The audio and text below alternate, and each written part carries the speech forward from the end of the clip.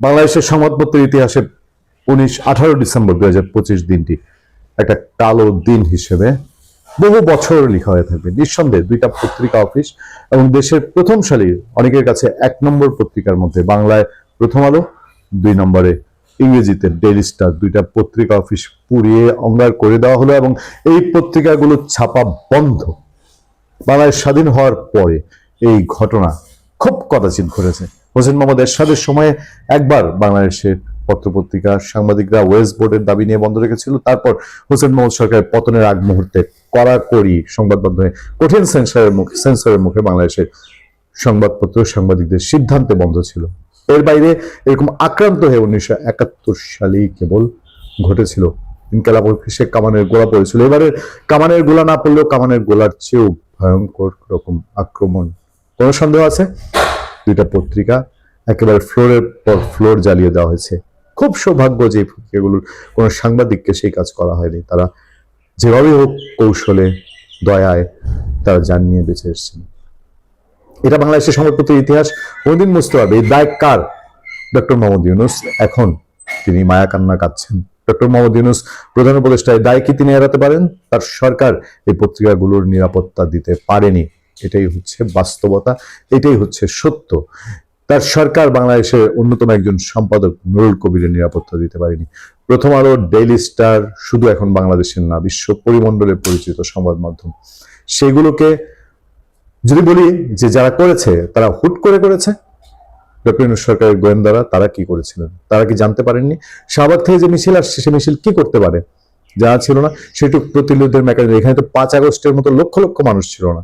সর্বসা করলে শেষে গিয়ে কয়েক হাজার মানুষ হলেও হতে পারে, প্রথমে শত শত ছিল। সেই মানুষগুলোকে ফিরাতে পারলো না, তারপর গিয়ে দাঁড়ালো আইন শৃঙ্খলা বাহিনী। কি লাভ হলো তাতে? দেখেন, এই পত্রিকা বন্ধ নিয়ে ইতিমধ্যেই চারদিকে আলাপ আলোচনা, খুব তুখর আলাপ আলোচনা চলছে। শুক্রবার দিন সকালে বাংলাদেশের রাজধানী ঢাকার কারণ বাজারে সরেজমিন গিয়ে দেখা গেছে প্রথম আলো একটি কার্যালয়ের পুরো ভবন আগুনে পুড়ে গেছে। বৃহস্পতিবার রাতে হামলাকারীদের দিয়ে আগুন নিয়ন্ত্রণে এলেও তখনও ভবনটি থেকে ধোঁয়া বেরোচ্ছিল। ফায়ার সার্ভিসের কর্মীরা ভবনের বিভিন্ন তলায় নির্বাপনের কাজ চালিয়ে যাচ্ছিলেন। ভবনের সামনে উৎসুক জনতার ভিড় থাকলেও আইন শৃঙ্খলা বাহিনীর উপস্থিতি ছিল কম। সংবাদ মাধ্যমটির কোনো কর্মীকেও কার্যালয়ের সামনে দেখা যায়নি। পত্রিকাটি বন্ধ। তারা তাদের অনলাইন সাইটে একটা শুধু ঘোষণা দিয়ে রেখেছে, তাদের অনলাইন সাইটের কার্যক্রম বন্ধ। সেখান থেকে ফার্মগেট ইংরেজি দৈনিক ডেইলি স্টারের কার্যালয়ে গিয়ে অবশ্য কিছুটা ভিন্ন চিত্র দেখতে পান বিবিসি বাংলার সংবাদদাতা। কার্যালয়টির সামনে র্যাব, পুলিশ ও আইন শৃঙ্খলা বাহিনীর অবস্থান দেখা গেছে। তবে এই ভবনটিও ভাঙচুর ও অগ্নিসংযোগের কারণে কাজের অনুপযুক্ত হয়ে পড়েছে। দুটি তলা আগুনে পুড়ে গেছে, গুড়িয়ে দেওয়া হয়েছে সমস্ত আসবাব। ভবনের ভেতরে ঢুকে দেখা যায় সংবাদ মাধ্যমের প্রশাসন ও মানব সম্পদ বিভাগের কয়েকজন কর্মী ক্ষয়ক্ষতির চিত্র বোঝার চেষ্টা করছেন। তারা জানান উপরের তলাগুলোতেও ঢুকে ভাঙচুর করা হয়েছে। ভবনের সামনে দাঁড়িয়েছিলেন পত্রিকাটির একজন ফটো জার্নালিস্ট। তিনি জানান তাদের ক্যামেরা, লেন্স, হার্ড ড্রাইভ লুটপাট করে নিয়ে গেছে হামলাকারীরা। দীর্ঘদিনের আর্কাইভ ও জরুরি ডকুমেন্টস নষ্ট হয়ে গেছে। এসব বলতে গিয়ে আবেগপ্রবণ হয়ে পড়া এই ফটো জার্নালিস্ট তার নাম প্রকাশ না করার অনুরোধ করেন। দেখেন কি ভীতির রাজ্য। একজন ফটো সাংবাদিক, আমরা বরঞ্চ মানুষের কাছে ইন্টারভিউ নেই, ইন্টারভিউতে নাম প্রকাশ করতে বলি, মানুষ আমাদেরকে রিকোয়েস্ট করে নামটা প্রকাশ করবেন না। আজকে একজন ফটো জার্নালিস্ট, তিনি তার নিজের অফিস ডেইলি স্টার মতন একটি প্রভাবশালী সংবাদ মাধ্যমের ফটোগ্রাফার, তিনি ভয় পাচ্ছেন তার নিজের পরিচয় দিতে।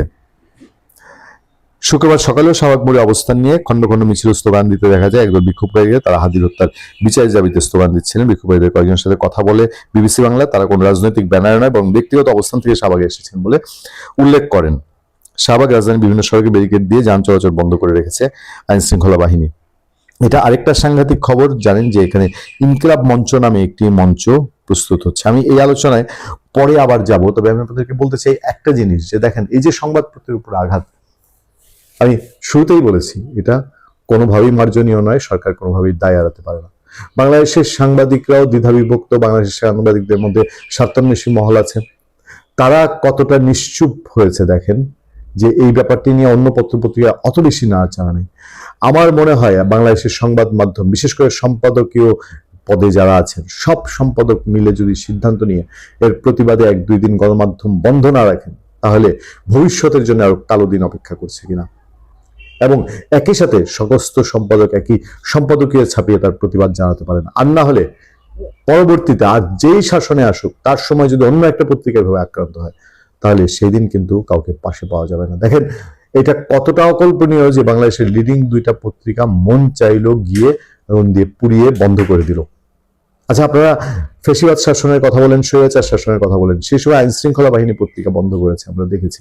আর এখন তখন তো না হয় আইন শৃঙ্খলা বাহিনী দিয়ে একটা রাগ ঢাক রেখে করা হতো, তো এখন কিছু শৃঙ্খল লোকের নামে প্রথম আলো ও ডেইলি স্টার নিয়ে গুরুত্বপূর্ণ তথ্য দিল আতিক রহমান পূর্ণিয়া। যাচ্ছে।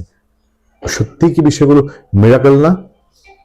এবং সরকার যখন পুরোপুরি ব্যর্থ প্রথম আলো এবং ডেইলি স্টারের নিরাপত্তা দিতে, সেই সময়ে আমি বলছি যে প্রধান উপদেষ্টার এটা কি মায়া কান্নার পর্যায়ে যায় না? প্রথম আলো ডেইলি স্টার সম্পাদকের সঙ্গে প্রধান উপদেষ্টার ফোন আলাপ। দেখেন খবরের শেষ অংশে যেটা বলা হচ্ছে, আমি প্রথম দিকে আপনাদেরকে জানাই, বৃহস্পতিবার দিবাগত রাতে দৈনিক প্রথম আলোর ডেইলি স্টার কার্যালয়ে হামলার ঘটনায় পত্রিকা দুটির সম্পাদকের সঙ্গে টেলিফোনে কথা বলেছেন প্রধান উপদেষ্টা ডক্টর মোহাম্মদ ইউনূস। শুক্রবার এক বার্তায় এ তথ্য জানান প্রধান উপদেষ্টা প্রেস উইং। বার্তায় বলা হয়, প্রথম আলো সম্পাদক মতিউর রহমান ও ডেইলি স্টার সম্পাদক মাহফুজা আনামের প্রতি গভীর সমবেদনা জানিয়ে প্রধান উপদেষ্টা বলেন, আপনাদের প্রতিষ্ঠান ও সংবাদ কর্মীদের ওপরেই অনাকাঙ্ক্ষিত ও অনেক কার্যজনক হামলা আমাকে গভীরভাবে ব্যথিত করেছে। আপনাদের এই দুঃসময়ে সরকার আপনাদের পাশে আছে। প্রধান উপদেষ্টা বলেন, দেশের শীর্ষস্থানীয় দুই গণমাধ্যম প্রতিষ্ঠানের উপর এই হামলা, স্থানীয় গণমাধ্যমের উপর হামলার শামিল এই ঘটনা দেশে গণতান্ত্রিক অগ্রযাত্রা ও স্বাধীন সাংবাদিকতার পথে এক বিরাট বাধা সৃষ্টি হয়েছে। টেলিফোনে আলাপকালে সম্পাদকদের ও সংবাদ মাধ্যমগুলোর পূর্ণ নিরাপত্তা এবং প্রয়োজনীয় অন্যান্য সহযোগিতার আশ্বাস দেন প্রধান উপদেষ্টা। শিগগিরই সম্পাদকদের সঙ্গে সাক্ষাৎ হবে বলেও জানান প্রধান উপদেষ্টা। তিনি পূর্ণ নিরাপত্তা ও প্রয়োজনীয় অন্যান্য সহযোগিতার আশ্বাস দিচ্ছেন। ভেঙে তো চুরমার, আগুনে অঙ্গার। ভালো থাকবেন, সুস্থ থাকবেন। আপনাদের সাথে আমি আতিক রহমান পূর্ণিয়া।